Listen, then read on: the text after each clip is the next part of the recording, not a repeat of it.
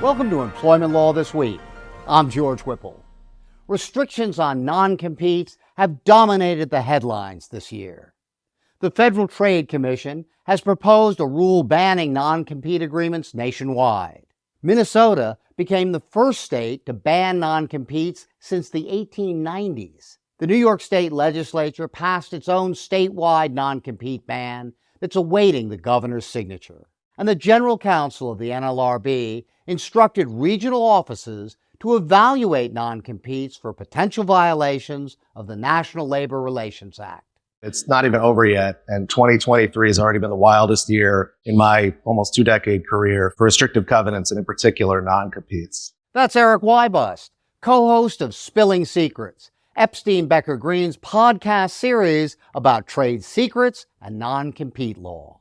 Erik and co-host Pete Steinmeyer brought us a view from the front lines in this installment. Today, we are doing something we have never before done on the show. We are recording before a live audience. Erik and I are delighted to have two leading in-house attorneys on the panel with us today, Gina Sarracino and Evan Michael. Gina Sarracino, Chief Counsel, Employment and Labor at Thomson Reuters, spoke about how the recent changes in trade secrets and non-compete law have affected policymaking at her organization.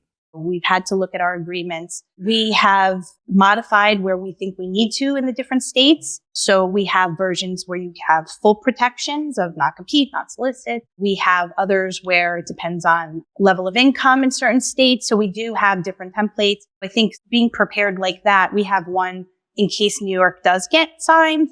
We are ready. It's like version control of what you're using, making sure when someone starts, we're using the right ones. Evan Michael, General Counsel for NFP, shared how his company is navigating the current climate. On a quarterly basis, we just meet and find out what all the latest and the blogs are and the state court decisions, and we'll update it and send it out to all of our HR teams who are bringing on employees on a daily basis. And I think it's also just training of our internal teams, our internal counsel, our internal HR staff on what to expect. We're onboarding people, what to expect when people are exiting us, reminding them of their obligations, and having reasonable expectations as to where we can protect NFP. All the panelists noted that training is a key tool for employers to use to protect trade secrets.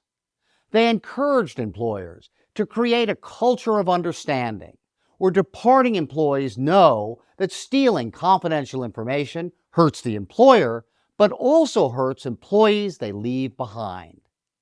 That's it for this week. Don't miss the full Spilling Secrets, where the team dives deeper into what has happened in trade secrets and non-compete law and what's to come. Subscribe to the Employment Law This Week feed wherever you get your podcasts to hear the full audio episode and to catch all future editions of the Spilling Secrets series. Thank you very much for watching, and we'll see you next time.